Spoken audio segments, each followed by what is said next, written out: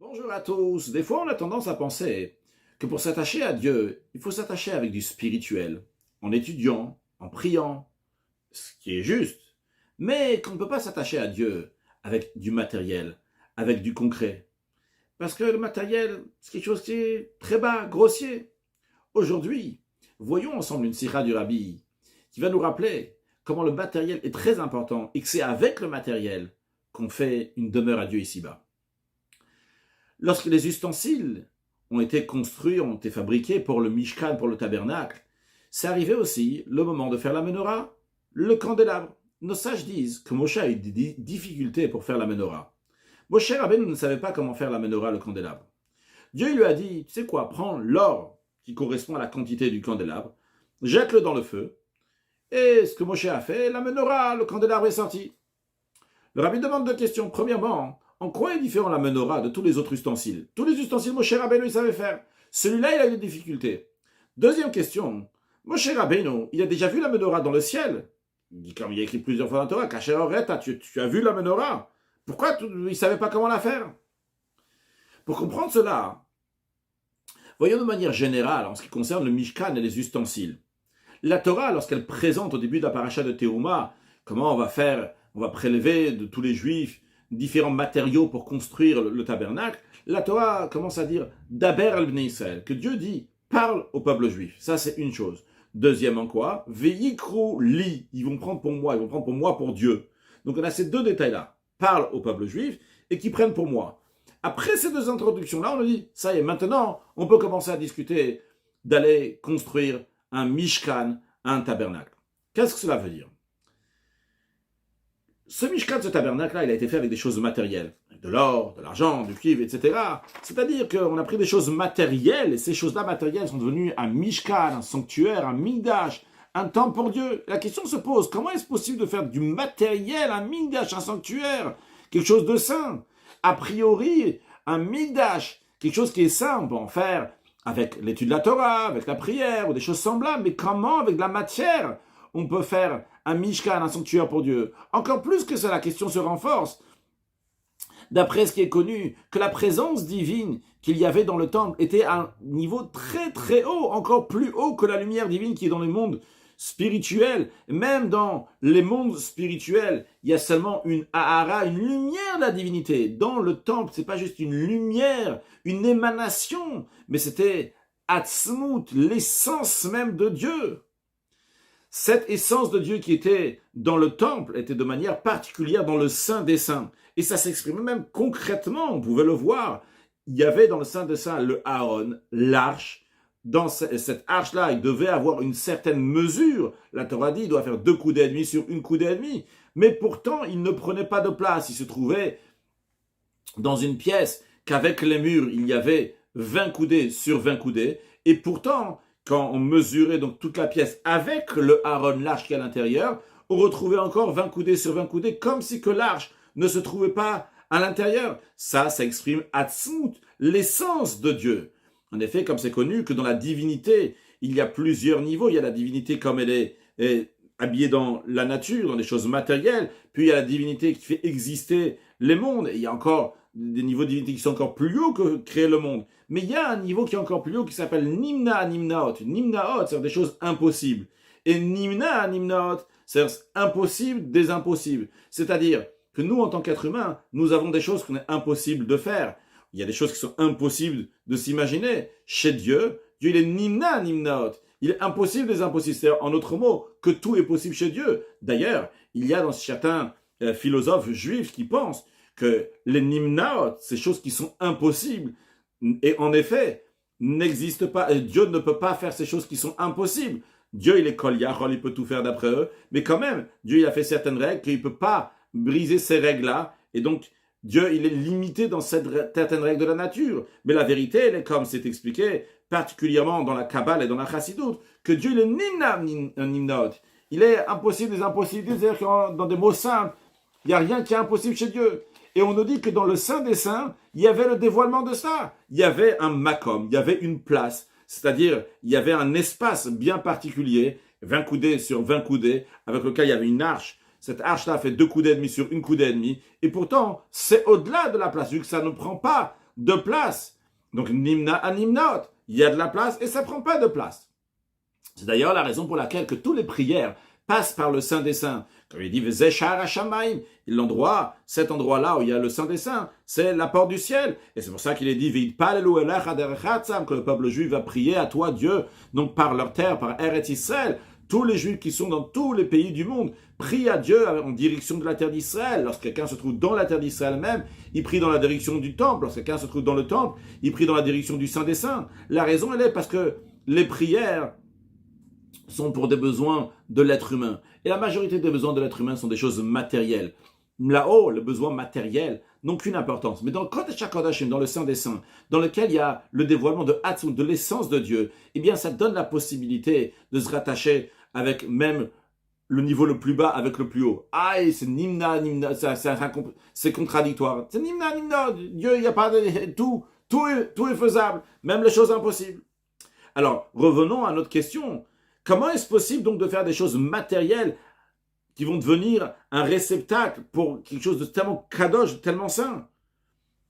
On va pas juste un réceptacle, ces choses matérielles vont devenir saint, encore plus haut que la sainteté qui est dans les mondes spirituels. Encore une fois, on parle ici de Hatzmut, de l'essence de Dieu, mais pas un niveau de divinité. Et d'ailleurs, cette question-là, c'est aussi l'étellement de Shlomo HaMelech lorsqu'il a construit le premier temple, qui dit « Hen hashamayim u'shme hashamayim lo yichalkelucha » les cieux de ciel ne peuvent pas te contenir. Et dans Chassidut, c'est expliqué qu'est-ce que ça représente ces niveaux-là de Shamaim, Shmei Shamaim, le ciel de cieux. Et Avka Baitazé, cette maison-là, ce temple-là, dans celui-là, tu vas, oui, pouvoir résider, il va te contenir. Bien que tous ces niveaux-là ne sont pas des niveaux, ils ne peuvent pas recevoir l'essence de Dieu. Comment est-ce possible que cette maison-là, qui est faite avec des choses matérielles, va être un réceptacle pour l'essence d'Akadosh Baruch Hu? Eh bien, pour répondre à cette question-là, le verset introduit d'abord, sache, Daber Ebnei Israël, parle au peuple juif, Ve'yikrouli, ils vont prendre pour moi. Voyons qu'est-ce que ça veut dire Ve'yikrouli terouma, ils vont prendre pour moi, ils vont prendre une terouma, un prélèvement. Dans le Tanya du Admour HaZaken, il ramène au nom du Zohar l'explication que Ve'yikrouli terouma, Ve'yikrouli, ils vont prendre à moi. Il n'y a pas écrit Ve'yitznouli, ils vont me donner. Il y a écrit Ve'yikrouli, ils vont me prendre. C'est-à-dire que le peuple juif va prendre Dieu. En autre mot, le mot Ve'yikrouli doit être traduit en hébreu Ve'yikruoti, ils vont me prendre. Et après, quand on dit terouma, le mot Ve'yikrouli terouma, littéralement, c'est un prélèvement. Terouma, c'est le même mot que Torah, même, la Torah qui a été donnée en 40 jours. Et on est en train de nous dire ici, Ve'yikrouli, il y a deux choses. Premièrement, le peuple juif va me prendre à moi. Donc, le peuple juif va saisir Dieu. Ça, c'est un. Deuxièmement, le peuple juif va prendre la Torah qui a été donnée en 40 jours.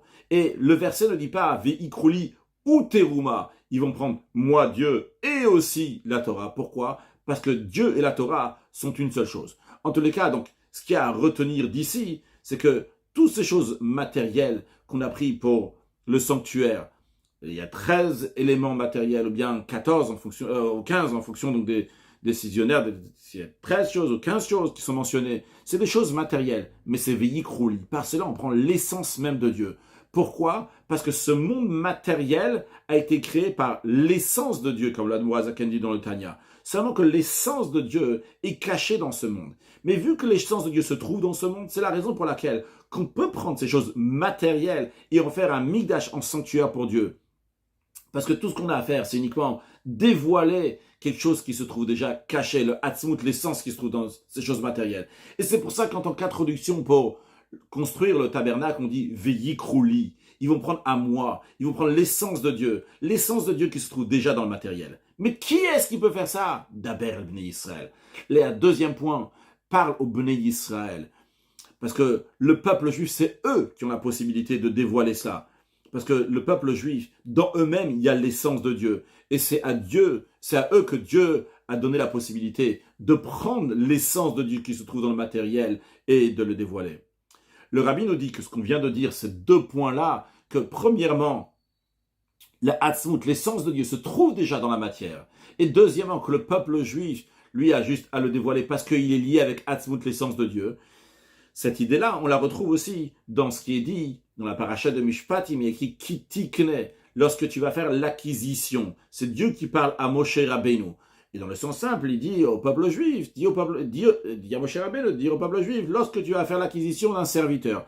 Mais sur le plan spirituel, c'est expliqué qu'il y a deux catégories de neshamot, d'âmes divines. Il y a ceux donc, qui sont de Zera Adam et il y a ceux qui sont de Zera Behema. Littéralement, c'est la semence humaine et semence animale. Semence humaine correspond à des âmes qui sont dans le premier monde spirituel qui s'appelle le monde de Hatzilut. Et semence animale, ça fait référence aux âmes qui sont des mondes inférieurs du deuxième, troisième et quatrième, qu'on appelle en initiales Bia, qui sont les initiales de Bria, Yetzira et Asiya.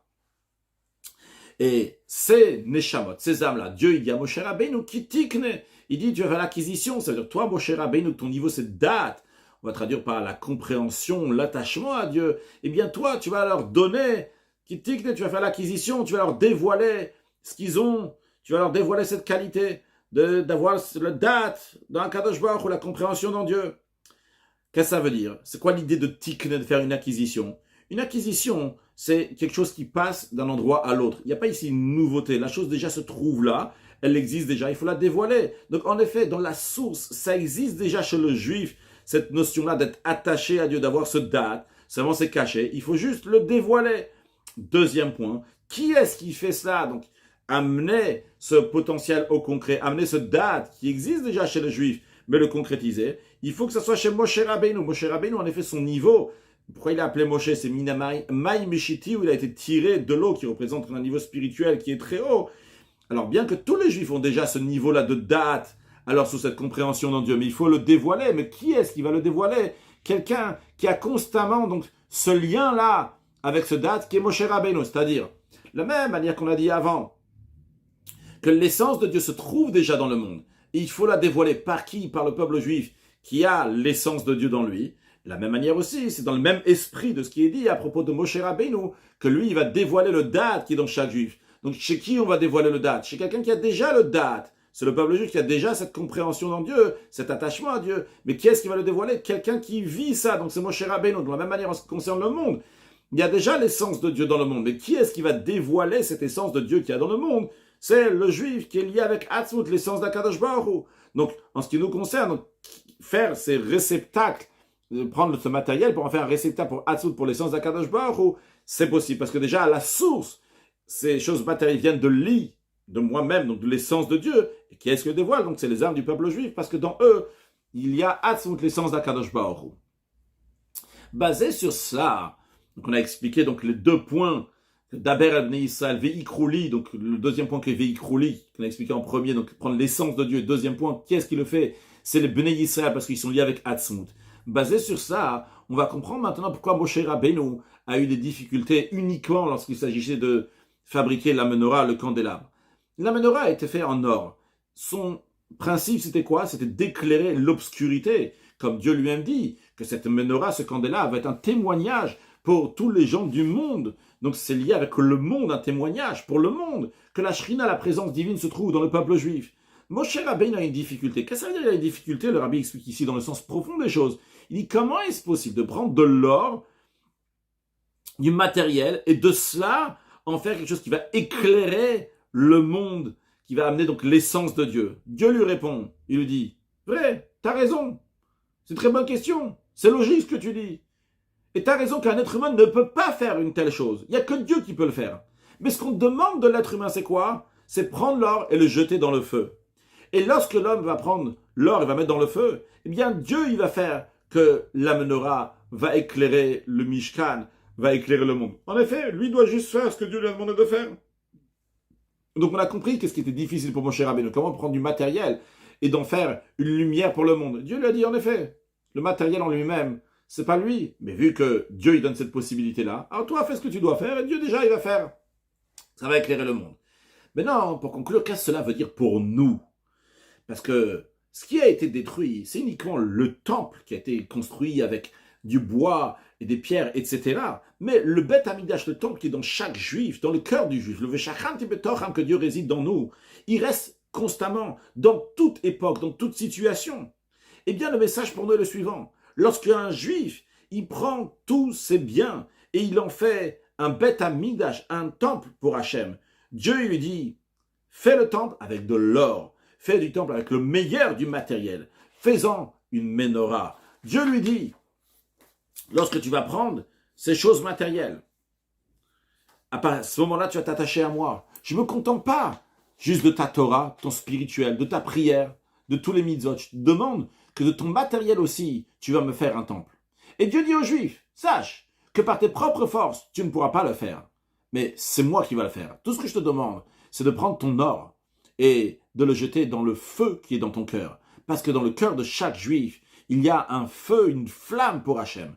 Et lorsque tu vas mettre ton or dans ce feu, moi je vais en faire un Beth Amikdash, je vais en faire un temple. Et encore plus que ça, ce temple-là va amener de la lumière dans le monde entier et va être un témoignage que la présence divine, la Shrina, réside dans toi. Donc dans cette sira extraordinaire, le rabbi nous dit, ça ne se passe pas juste dans le spirituel, c'est dans la matière qui a Atzmut, l'essence de Dieu. Lorsqu'on va manger, on va dormir, on va faire du commerce, on va faire des choses matérielles, 24 heures sur 24, 7 jours sur 7, pas seulement lorsqu'on a des moments d'inspiration spirituelle, en train de prier, en train d'étudier la Torah, en train de faire un farbringen. Ah, là on ressent la divinité. Le Mishkan, le tabernacle, le sanctuaire de Dieu, dans les choses matérielles, c'est là-bas qu'il y a l'essence de Dieu.